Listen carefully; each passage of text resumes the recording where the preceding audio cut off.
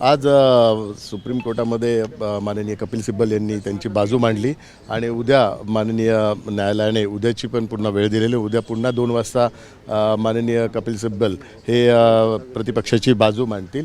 आज विशेष करून या 2-3 मुद्द्यांवर खूप चर्चा झाली की इलेक्शन कमिशनचं सिम्बल जे देण्याच्या संदर्भातलं आणि पॉलिटिकल पार्टी आणि लेजिस्लेटिव्ह पार्टी याच्या संदर्भात चर्चा झाली आणि त्यांनी जे पॉलिटिकल पार्टीला रेकग्नाइज केलं ते त्यांनी 15 थ्रू त्यांनी त्यांचं सबमिशन केलेलं आहे. परंतु तसं नाही, इलेक्शन कमिशनने जे रेकग्नायझेशन दिलेलं आहे ते दुसऱ्या कलमाच्या आधारे दिलेलं आहे आणि सिम्बल अलॉट करताना जे पॉलिटिकल पार्टीचं वोटिंग पर्सेंटेज आहे ते वोटिंग पर्सेंटेज काउंट केलं जातं आणि त्या संदर्भात या संदर्भातले आर्ग्युमेंट झाले. आणि पॉलिटिकल पार्टीचं लेजिस्लेटिव्ह पार्टीचं जे मेंबर्स आहेत ते पण पॉलिटिकल पार्टीचे एक प्रकारचे मेंबर्सच असतात.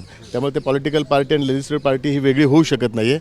अशा चर्चा झाल्यात. चर्चा उद्या पुन्हा 2 वाजल्यापासून चालू राहतील आणि उद्या माननीय कपिल सिब्बलच हे युक्तिवाद करतील आणि त्याच्यानंतर त्यांच्या वतीने अजून एक त्यांचे लॉयर हे युक्तिवाद करतील आणि त्यांचे युक्तिवाद पूर्ण झाल्यानंतर आमच्या वतीने रोदगी आहेत, कौल आहेत आणि मेहता साहेब आहेत आणि 4 असे सगळे सिनियर लॉयर आहेत. हे सर्वजण आमच्या बाजूने युक्तिवाद करतील आणि त्याच्यानंतर या संदर्भातला निर्णय होईल. आणि त्यांनी जो आज युक्तिवाद केला आहे त्या युक्तिवादाला प्रत्युत्तर आमच्या सगळ्या सिनियर लॉयरच्या माध्यमातून देण्यात येईल. कारण त्यांनी खऱ्या अर्थाने खोटी बाजू ही न्यायालयासमोर मांडलेली आहे. जे काही त्यांनी मुद्दे मांडलेले आहेत त्यात काही बेस नाही आहे. जी खरी बाजू आहे ती बाजू आमच्या सिनियर लॉयरच्या माध्यमातून माननीय न्यायालयासमोर मांडली जाईल. सर, या सगळ्यामध्ये ठाकरेंच्या नेत्यांनी आता बाहेर आल्यावर दावा केलाय की एक प्रकारे निकालच त्यांच्या बाजूने लागतो असा. संजय राऊत यांनी विक्ट्री साईन पण दाखवले.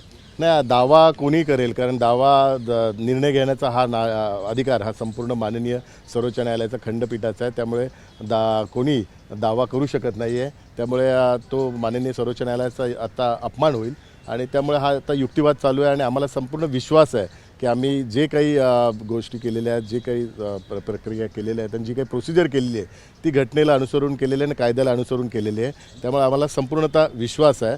विश्वास असणं हा महत्त्वाचा आहे. दावा हा कोणीच करू शकत नाही. दावा हा माननीय सर्वोच्च न्यायालय स्वतः करू.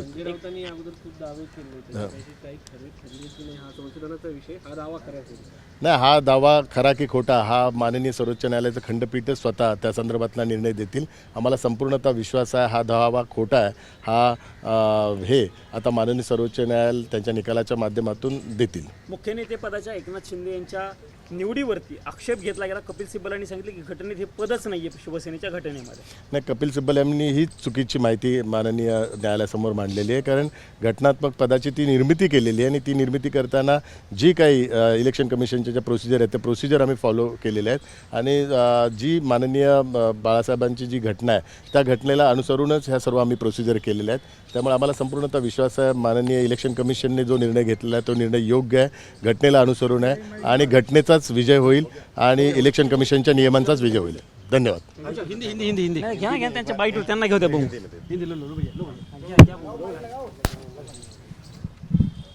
सर, आज क्या हियरिंग हुई है और क्या मुख्य बातें आपकी तरफ से कही गई? आज हियरिंग स्टार्ट हुई है और माननीय कपिल सिब्बल जी ने प्रतिपक्ष की उनकी जो भूमिका है वो माननीय उच्च न्यायालय के सामने सादर की है.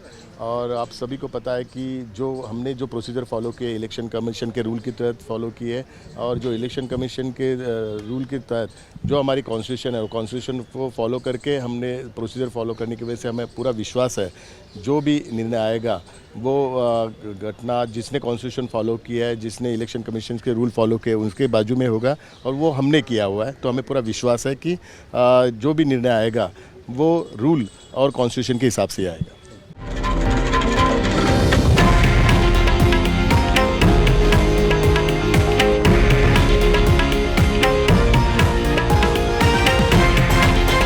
हे आहे देशातील नंबर 1 न्यूज नेटवर्क आणि आपण पाहत आहात TV9 मराठी, एकमेव.